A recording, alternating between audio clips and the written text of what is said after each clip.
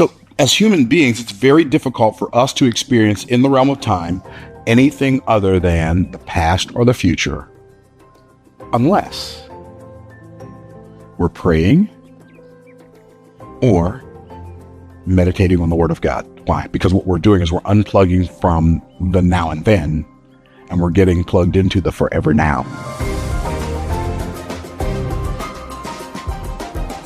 In this video, you are going to learn how to become the best of the best in your arena.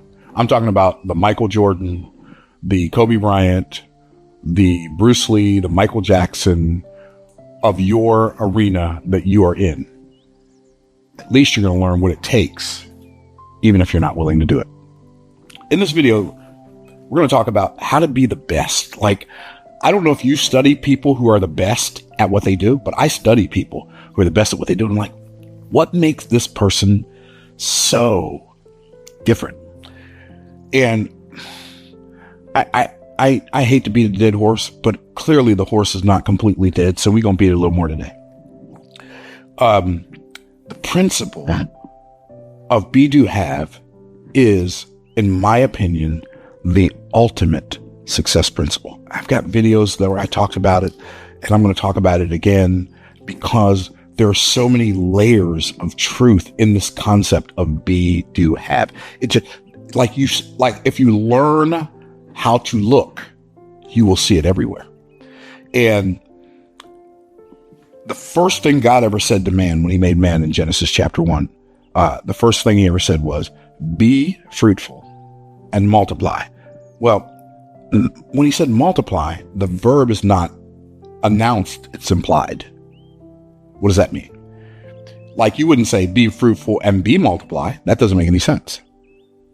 And be dominion, that doesn't make any sense. He said be fruitful and multiply. What's the implied verb? The implied verb is do. Multiply is something you do. Be fruitful. But fruitfulness is something that you be. Be fruitful. Do multiply. Do replenish the earth. Do subdue it. And then have dominion. So he said be, do, have. That's so magnificently beautiful if you understand what it means. I'm gonna illustrate some of the stuff I'm talking about on my digital blackboard today. But before I do, let's just really settle into this whole idea and ask ourselves the question: have I become the person who can do the thing so I can have the stuff? Or am I one of those delusional people who desires to have something for which I've not yet done the thing that's required? Or have I been one of those people who've been attempting to do the thing that's required that I'm not yet able to do because I've not yet become the person? That's the question. So when you become the person who can do the thing, what you have will change automatically. See, we bought into this idea our whole lives. We've been told if what you're doing isn't working, try harder. Not only is that not a good idea, that's some of the worst advice that could possibly exist. Do more, put more effort, energy, and time into what's already proven not to work. How does that make sense? It doesn't seem to make sense to me. And so I'm going to give us a different perspective because we're going to do a deep dive on be, do, have, because becoming the best version of yourself is the way you can get to the point where you can do the things that serve the world the best so you can have the best of the things you seek to have. It's like there's nothing missing here. Even when I think about the nature of the economy that God set up in Genesis chapter 1, when God made man, where did he put him? He put him in what? In a bakery? In a garden. So you mean that was the economic infrastructure of the world. It was a garden. Why? Because God's ideal environment for man is a garden. It's a place where things grow. It's not like a bakery where consumption creates lack. We talk about the economic pie as if it's actually a thing, but there's no economic pie. You don't have to have less. The whole economic pie theory infers that in order for you to have more, I have to have less. In order for me to have more, you have to have less. In order for one person to have more, everybody else has to have less. So what it infers and implies is that the lack that people experience is the result of the abundance that other people experience. And the abundance that people experience is because they've created lack in the life of somebody else. That's not only inaccurate, it's actually a lie that's very well crafted, but it's the inversion of the truth. So, there's no economic pie. God put man in a garden. Watch this. In a garden, consumption creates the opportunity for production. What does that mean? If I eat an apple, what do I expose? I expose the seeds. Now, does an apple only have one seed? So one apple has multiple seeds. Let's say it has 5 seeds, 6 seeds. So one apple, if I eat it, can grow 6 trees. So my consumption created the opportunity for production.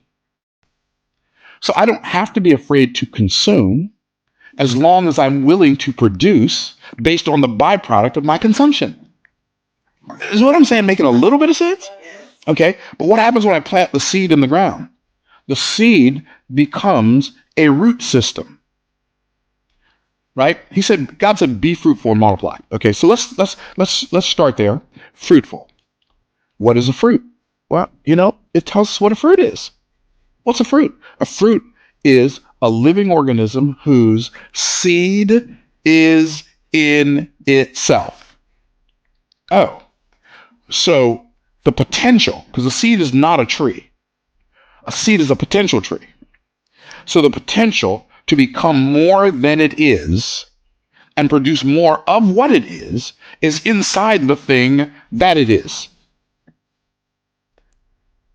But I've got to plant the seed. So when God says be fruitful, what's he saying? He's saying make sure you produce on the outside based on what I put on the inside of you. And I put something special on the inside of each and every one of you because God put an aspect of his creativity inside of each of us. He didn't put all of his creativity inside of any of us, but he put an aspect of his creativity inside of each of us. My job is to make sure that what God put inside of me shows up outside of me so that they can see my good works and glorify who? My Father which is in heaven. This is so powerful if you get it. Right? If you begin to see life through this be, do, have lens, like you'll find the answers. Like most people are struggling to do what? Have more of something. And they find the struggle in the having. Yes. Can I get a witness? They find the struggle in the having, and then they learn a new thing. They see somebody do a thing that seems to cause them to have a thing. And so since they desire to have the thing that the person who's doing the thing has, they say, I'm going to do what that person's doing. But you can't do what that person's doing because the aspect of God's creativity he put inside of them, he didn't put inside of you. You have to do something with the seed God put inside of you. Now, it's easy when I look at Bertrand, for instance, when I look at you, it's easy for me to see that the gift God gave you is valuable.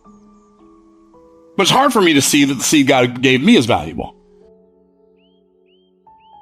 Maybe that's because the only person our eyes can't see is us. Well, what if the truth was the only people our mind can't see is us? We value everybody else's gift, we value everybody else's talent, and we devalue ours in the same breath. If I could sing like so-and-so, if I could talk like so-and-so, if I could write like this person, or dance like that person, or sing like this person, or play music like that person, or paint like this person, or if I knew business like that person, then I could. Well, the reality is now you can, but you only can if you can see the treasure that you have. You do remember the story about the widow in 2 Kings chapter 4, don't you? She comes to Elisha crying. My husband died. They have to go get my kid. I don't know what Elisha said, what you want me to do about it?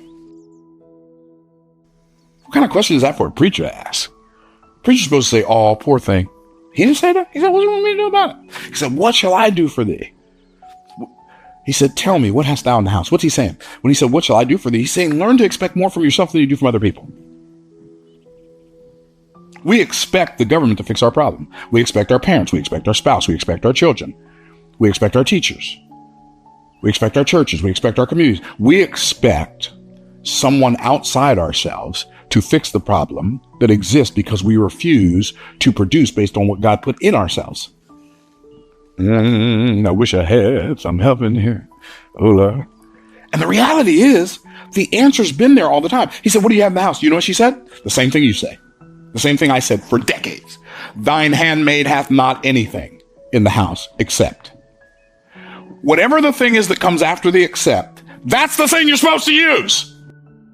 I don't know how to do anything but cook. You can't make any money cooking. Really? Tell that to Rachel Ray. She's a millionaire with an M. She turned the camera on cooking. My brother Derek. I got to tell you. This guy gets more joy out of cooking and talking about food than anybody I've ever seen. Oh no, he cooks. And he doesn't, but when he makes something, he's not content to make it. He has to tell you what he made, why he made it, how he made it, every step in the process of what he did. And even if you don't care, you're going to enjoy watching him talk about it. I told him, I said, bro, if you start a YouTube channel where you make food and describe the food like you do when you're talking to us, you will have millions of subscribers. Millions. Anyway, the thing that God put inside of you is valuable, but you're calling it nothing. You're calling it nothing but. You're calling it nothing except. You're saying all I know how to do is X. I'm only good at Y. You missed the point. The reason God made you bad at what you are bad at is so you don't get distracted by focusing on something that's not what you're good at. I had polio as an infant. It's one of the best things that ever happened to me in my life. It was also one of the worst things that ever happened to me in my life. I mean, it could have killed me, but it didn't kill me. It just killed the nerves in my spine that controlled my left leg. My left leg didn't develop as fast as the rest of me, and I walk with a brace on my leg. And when I at night when I'm at home and I'm in my robe and my pajamas, I don't walk with a brace. I walk with crutches, and that is just so bad, Myron. I feel sorry for you, baby. Don't feel sorry for me. I'm alright. I'm alright. You gonna have to worry about somebody, but it ain't gonna be me. And as a child, I hated the fact that I couldn't run. I'm very competitive. I'm not now, but I was when I was a child. I was very competitive. I'm not competitive at all now, because now I realize I have no competition. But when I was a child, I was competitive. Oh, you don't have any competition either. Let's don't be confused about it. Don't let that hit you the wrong way. Like, I don't have any competition, but neither do you. You are the one and only. There's nobody else who's ever existed on planet Earth who can fulfill your assignment. How could you possibly have competition? But you see, the difference between you and me is I own the fact that I don't have any competition. You can own it. You can own the fact that you don't have any, if you will. Anyway, that's a different conversation for another day. And so, but I didn't hate the fact that my brothers could run. My brother Jeff was so athletic and talented. It didn't matter what sport he played, he was great at it. My brother Mike did so great in school. Like, clearly he was smarter than the rest of us. Rob could draw, but all of them could run. We played basketball. And we played basketball like half-court basketball, and we just play. And I'd play basketball, but I wasn't good at it. We played sandlot football, flag football. Some of the people wonder, what's sandlot football? You got to come to Florida. You got to be a Floridian to know about sandlot football, right? And I'll knock a person down now. I play football, but I couldn't run. I wasn't going to run the ball. I'll play defense. I'll play tackle. I'll knock you behind on the ground. Like, I'd play baseball, but somebody'd have to run for me. And I hated that. If we played kickball on the playground, I always got chosen last. I hated that. But I realized as an adult that it's one of the greatest gifts God ever ordained for me to receive. Because what Satan used as oppression and affliction in my body, God used as a gift. Why? God ordained in his sovereign wisdom before the foundation of the world that my body would be slowed down so my mind could speed up. I'm so grateful for that. So, you have a gift that you're undervaluing. How do I know? Because I undervalued mine. And I wanted the gifts that other people had. But when I was a child, what does the scripture say? When I became a man, I put away childish things. What else does it say? They that compare themselves among themselves, measuring themselves by themselves, are not wise. I don't have to compare myself to you. You don't have to compare yourself to me. Why? I don't have your assignment. You don't have mine. I can celebrate you. You can celebrate me. And neither one of us has to be jealous of each other. Wow, how cool is that? Myron, so-and-so's channel is bigger than yours. I know. They've been doing it longer. Or they're better at it. Either way, I'm okay. And I'll watch their channel till the cows come home if it's something that interests me. Why? I'm not in a race with them. I have one assignment. Be the best version of myself. Whatsoever my hand finds to do it with my might. Why? Because I'm going to die.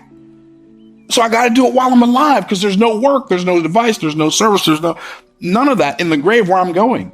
So I got to get it done while I'm alive. And if all I do is prepare and get ready, and I don't ever get into the game because I think I can't win the game, I've already lost the game, because the only thing I have to do to win the game is get in the game and play the game. I've already won. This is so good. So, what is the thing that separates all of those greats?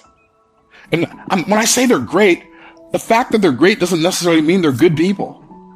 You may consider some of those people I named not to be good people. I mean, Alexander the Great wasn't a good dude, but he was Alexander. He wasn't Alexander the mediocre. He wasn't Alexander he wasn't another dude named Alexander. He was Alexander the Great, not Alexander a Great. Why? Because he owned his identity, and he added to his identity a level of intentionality that most people are unwilling to discipline themselves to do. So I'm going to show you the formula for how to be like the best of the best in the thing you were put here to do. Like, nobody else can compete with you. Here's what's sad. You can become the best version of yourself, and you just become a version of yourself.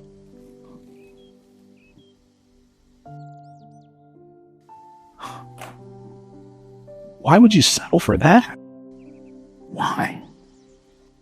Oh, because you don't know how great you are. Well, let's fix that, or at least get started on it. So, we're going to look at B. Do. Have. This is so cool. And actually, you know what we're going to do? Let's do it backwards. Let's do it the other way. Let's do be. And then we'll do. And then we'll do have. Now we're not doing it the same way we've done it in the past. And there's a reason I'm doing it this way.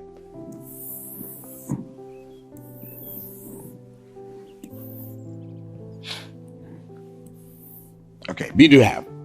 This is the formula for success. This is the ascension to being the best. B speaks to my identity. One of the biggest problems you face in your life is you don't know who you are. It's one of the biggest problems you face. Do you understand? You thought they could see you. The reason they gave you an identity is because they can't even see themselves. How could you expect them to see you? They gave you an identity because they felt so insecure, they had to make you feel smaller in order for them to feel bigger. Do you know why children make fun of other children? Because the children who are making fun feel insecure. And they think that making somebody else feel worse will make them feel better. But it doesn't work. For this, like, God didn't he didn't just skip steps when he made you. I'm not going to give them everything they need for their assignment. So, and so what most people do is they will attempt to overcome their identity with what I call my identity. What's a my identity? A my identity is a fake identity that you make up. That's better than the identity, but it's still not your identity. This is so powerful when you get it. So you go through life attempting to prove to people that you're better than they told you you're not. So the foundation of your my identity is the identity. Your identity is born out of your identity. So what do I need to do? You need to trash the identity. Stop believing that who you are, who you're not is more important than who you are. Stop believing that. Stop buying that lie. Stop making up some fake identity to prove, like putting fake posts on fake social media profiles so you can be as fake as everybody else on the platform. Just be who you are and trust that who you are is more than enough for you to be able to do more than enough, for you to be able to have more than enough. Now, where am I going to get my identity from? The only place you can get your true identity from is from the ultimate identity, which is who? God. The I am that I am. That's such a fascinating and power. Those two words, I don't know that there are two words in the English language that are more powerful than I am, which is why it's absolutely imperative to never insert an identity after I am. I am so stupid. I am not good enough. I am not rich enough. I am poor. I am weak. I am sick. What are you doing? What you're doing is, if you think about I am it's a very present identity. In fact, what does it say in Psalm 46? Psalm 46 says, the Lord is our refuge and our strength, a very what? Present help in trouble. Therefore will not we be fear though the earth be removed. Present help. Well, it's hard for us as human beings to experience present. Why? Because as soon as I say now, it becomes then. Now then. You can't say now fast enough for it to remain now. So as human beings, it's very difficult for us to experience in the realm of time anything other than the past or the future, unless we're praying or meditating on the Word of God. Why? Because what we're doing is we're unplugging from the now and then, and we're getting plugged into the forever now. Because think about I am as an identity. I am means that I'm not I was. It means that I'm not I will be. It means that I am, and I'm not just I am that I am. What I am. I am that I am, who is mighty, who is powerful, who is love, who is omnipotent, omnipresent, omniscient. I am that I am. So if you get your identity from him, from I am that I am, then you know who you are. When you know who you are, you don't have to prove it. You just walk in it. I'm telling you, real freedom is, I have nothing to lose, I have nothing to gain, I have nothing to hide, I have nothing to prove. Thank you for remembering what I said, because I couldn't remember. I got some help from the front row, right? And so, that's freedom. That's when you know who you are. You're no longer attempting to be better than somebody else or better than somebody else told you you're not. You're just being who you are and letting that be enough. How do you do that? It's okay. Can I give you permission to do something that God already gave you permission to do? Can I tell you something? I'm not even going to give you permission. Can I tell you something God gave you permission to do when he made you? He gave you permission to be yourself and be okay with it. Stop attempting to be a version of yourself that deletes your identity. It doesn't matter. It literally doesn't matter. If you are intentional, you will be misunderstood. Period. And you have to be okay with being misunderstood. I know I'm misunderstood. I've been called so many things. I've been called a false prophet, prosperity gospel preacher. I've been called the Antichrist. Me, the Antichrist. On more than one occasion. Oh yeah. Con artist, scam clause. I've been called a lot of. But you know what? I don't even have time to respond. I don't have time to care. You can literally believe whatever about me and you're going to do that anyway. So I might as well own my identity. I might as well operate like I am who God says I am and I know it, instead of pretending that I need to overcome somebody else's delusion. I'm telling you, when you get this part down, identity is fire. Now, here's what's really cool. We've been told our whole lives, if the thing you're working on isn't working, try harder. That sounds good until you realize what it really means. You take the thing that you're doing that's not working and put more intensity in it, more intentionality in it. Why would I do that? Like, do more of what's already proven not to be working. I mean, that sounds like it might be feasible, but until you think about it, then it's like, well, that ain't too smart. And I'm not dumb, so I don't think I'm going to do that. Can I give you a scientific formula for improvement? Like total radical transformation? Here it is. If you don't like the output, change the input. Why? Because inputs create outputs.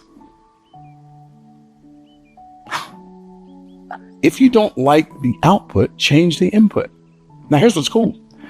Identity, like being, is the input for doing. People say, well, you want to be successful? Do more X, Y, Z. Can I tell you something? It may be a little bit disheartening, but sometimes I do that. I don't hate to be the bearer. I don't like to be the bearer of bad news, but somebody's got to bring it. So everybody is already doing 100% of everything they can do, who they are right now. Don't leave off that last part. Everybody is already doing 100% of everything they can do, who they are right now. What does that mean? That means you will never be able to do more than you are. You will never be able to build more than you've become. Never. Why? Because being is the input for doing. So if you want to increase your doingness, you must increase your beingness. This is so much more powerful than you know. Like, most people go through life totally unaware of who they are. Now, being speaks to my identity, but doing speaks to my activity. Doing speaks to my activity. So I don't have to make myself do activity. I have to make myself become the person who the activity already comes out of. Like, certain activities are going to come out of who you are. In fact, all your activities are going to come out of who you are. So if I focus on filling the gap in my identity, which I'm going to talk about a little bit more later in this video, then I will start doing different activity. And then identity, just like B is the input for do, identity is the input for activity, but activity is the input for, for property. Property is what we have. Being is who I am. Activity is what I do. Property is what I have. Identity is the input for activity. Activity is the input for property. Now, I'm going to tell you how God made us. It's going to blow your mind, maybe. It blew my mind when I saw it. God made us as human beings with an intense desire to have more property, to have better property. Your desire to have a bank account filled with money, and your desire to have nice clothes and a nice car and live in a nice house in a nice neighborhood and to take great vacations is a gift from God. If you don't believe me, go read Ecclesiastes. It's a gift from God. God gave you that gift. God gave you the desire to have more stuff, so you would yield to doing the things you have to do in order to have it. And then He gave you the desire to do more, so you could bump your head on your insufficiency and stub your toe on your inability and become frustrated enough in the fact that you can't do it until you become more. And then you focus on the thing that He cares about most, which is you becoming more than you've been being. You see how this works? This is so beautiful. So like I said, it's the gift from God. People don't think of their desire to have as being a gift from God. We think of our desire to have as a temptation from Satan. We think it's a temptation from the enemy, because the word lust is not always used in a negative term. In fact, the scripture says the spirit lusteth against the flesh and the flesh against the spirit. What does that mean? The word lust means desire. Now, if you're desiring, here's what makes lust bad. When you're desiring to have something, but you're unwilling to do the right thing to have it. That's what turns lust into something evil. A desire is evil when you desire to have the outcome, but you're unwilling to do the input.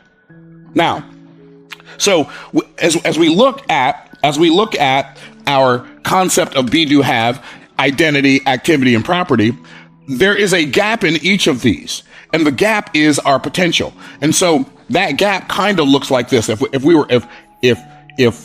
this were our potential, these little circles are our potential, and this is, we're maxed out being all we can be. This is, we're minimized out, we're being nothing we can be. So we got our minimum potential, our maximum potential, our maximum potential, our minimum potential in be, do, and have. And most of us, when it comes to our beingness, we are, most of us are right here, and we feel like we're right here. Right. So there's a big gap between where we are and where we think we are. And there's definitely a big gap between where we are and where we could be. By the way, there is no eliminating that gap, because what happens is as you fill in the gap, your capacity gets bigger. So that's why that's why personal development is perpetual, never ending growth, because you can always be becoming, but you can never become. Does that make sense? You can always be becoming, but you can never become. What does that mean? That means you can never become there, because there's no there. The journey itself is the destination. You can always be, there's always room for growth. That's what I'm saying. There's always room for growth. And so the question is, if there's a gap in my identity, in other words, there's a difference between who I think I am and who God knows I am, the question then becomes, how do I fill that gap? How do I fill the gap in my identity? And the way I fill the gap in my identity is through a concept I call intentionality. Intentionality. What's intentionality? It's I am producing with a purpose. Right? I'm moving with meaning. Like, I'm acting out of awareness. I'm not just doing something. I'm not doing the next thing that comes up. I'm not a squirrel. Right? And suddenly he ran off in every direction at the same time. No! I have to become hyper intentional. I believe that the number one discriminating factor between people who succeed and people who fail, like the distinction, that's a better word than discriminating factor. The number one distinction between people who succeed and people who fail, people who succeed in any arena of life, it doesn't matter if it's sports, it doesn't matter if it's medicine, if it's science, if it's math, if it's education, if it's speaking, if it's singing, it doesn't matter. Business. The number one distinction between people who live on the struggle bus, like they've turned the struggle bus into a motorhome, and people who succeed in a way that seems effortless to those who are outside looking in, is people who succeed. And by the way, let me give you a definition of success. I discovered God's purpose for my life. I developed myself for that purpose, and I deploy myself in that purpose. People who succeed hyper focus on intention and ignore distraction like it doesn't exist.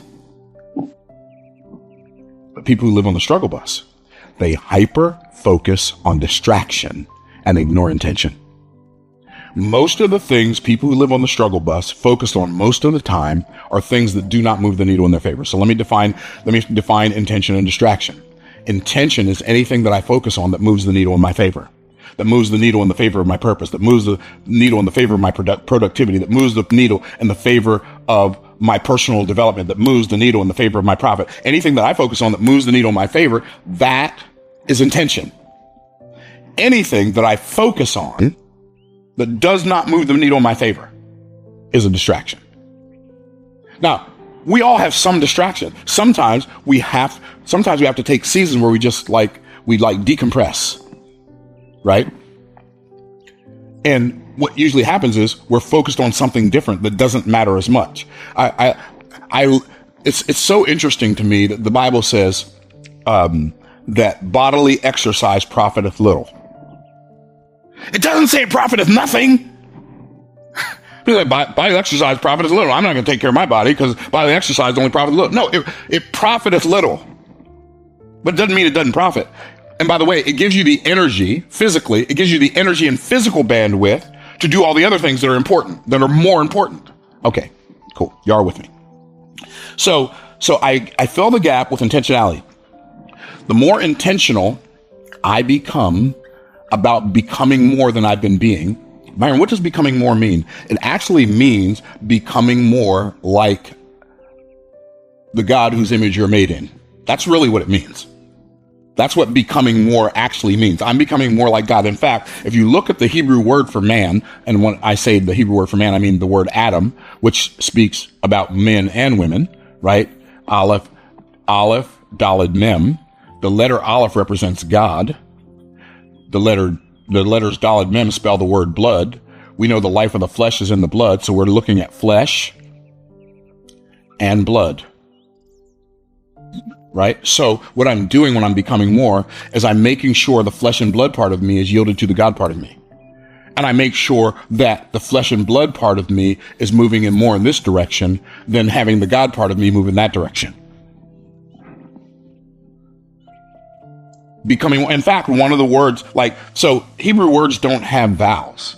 So that word could be Adam, it could be Adamah, it could be Adameh, depending on the accents that you put under those letters. Right? And so the word Adameh means I will compare myself or I will become like. And the purpose of being a human is to be becoming more like God.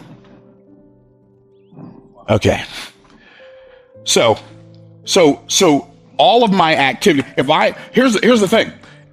If I resolve that I want to have this so much that I am willing to do more of this right here.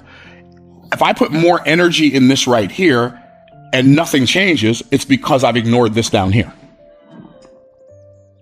Are y'all tracking? And so what happens is your attempts to do more without becoming more equals frustration. It equals confusion.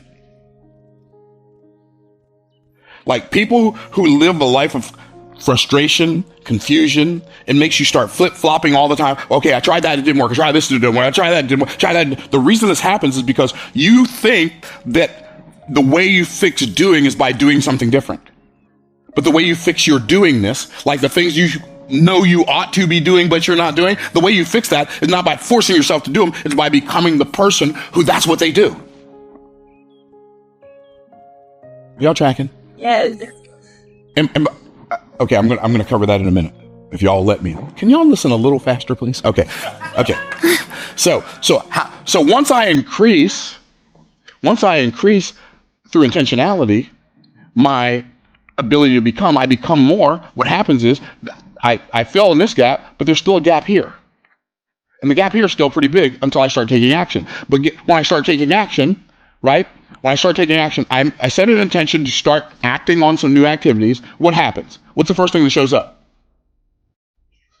Disruption. Disruption always follows intention. So what happens is I just begin to take a new action because I become more of me. And I start taking a new action. And what happens when I take that new action is disruption follows intention. And it's like, when I first start working on anything, usually, the more important it is, the more true this is. Okay? When I start working on something new, the first work it does is on me. But it doesn't usually work for me out of the gate. Because the doing of the thing, as I start filling the gap here, I start increasing the gap because I've become more, I've increased my tenacity down here, because I know it's mine. It's like David wasn't worried about Goliath because he was anointed to be the king, but he was still a shepherd. So he knew he had not yet fulfilled his destiny. He knew Goliath couldn't hurt him because his purpose had not yet been fulfilled. Are y'all tracking? And so Joseph had the perspective that the things his brothers did to him, the things Potiphar's wife did to him, the fact that he was in prison, what you meant for evil, God meant for good. Right? That was a part of his becomingness. All that was part of his becomingness. But what happened? We fill the gap in our activity through a concept that's called ingenuity. What's ingenuity? I keep on refining my approach. Every time I do something and it doesn't work for me, it works on me. When it's working on me, here's what's saying. What the things that are working on me are saying, Myron, change your approach. Now you know what. People ask me all the time, like, Myron, you talk about how the fact that you went 18 months without making a sale when you first got started in sales, and then all of a sudden, when you made your first sale, within months, you became the top salesperson in your office, month after month after month after month after month. What happened? What was the difference? Well, the difference was I ran out of all the ways that wouldn't work to make a sale. All I had left were ways that would. And see, most people don't go through enough iterations of anything to discover the thing that would work. They attempt this thing, that thing, that thing. And they say, well, that didn't work. I think I'll go become somebody different and do something else. Wrong answer, but we do have some nice consolation prizes for you in the back. Actually, we don't. And then lastly, as I'm becoming more, and then I increase my capacity, and I begin doing more, there's still a gap in my property. And I don't know if you have. Yeah, I'm sure you do. You know how you think about multiple things at the same time that are going in the same direction? Does that concept make sense? Okay. So what happens is, like, when you start working on your becomingness gets some momentum, right? But your activity has either inertia or negative momentum. And your property, because you've been like living in lack for so long, and that's not me condescending. I lived in lack for a very long time, unnecessarily. So I either had inertia or I had negative momentum. And so what happens if you have inertia, in other words, you're not doing terrible, but you're not getting any better. You have inertia. An object at rest will remain at rest unless it's acted upon by an outside force, right? But if your life is getting worse incrementally or exponentially, you have negative momentum. And so the outside force that impacts your activity is your beingness. You becoming the person is the force. You're going this way, this is going this way or standing still. When this hits this, it doesn't move it a lot initially, it just moves it a little. And you have to keep on attempting a new approach with ingenuity, and then all of a sudden you got momentum in your identity and you got momentum in your activity. And eventually, I like what my good friend Kenny Grant says. What does he say? Myron, I'm going to tell you something. Eventually, he's undefeated. Right? So eventually, what happens is your property changes directions. And once when you have like a gap in your property and you say, okay, I'd like this property to increase, you do that through intensity.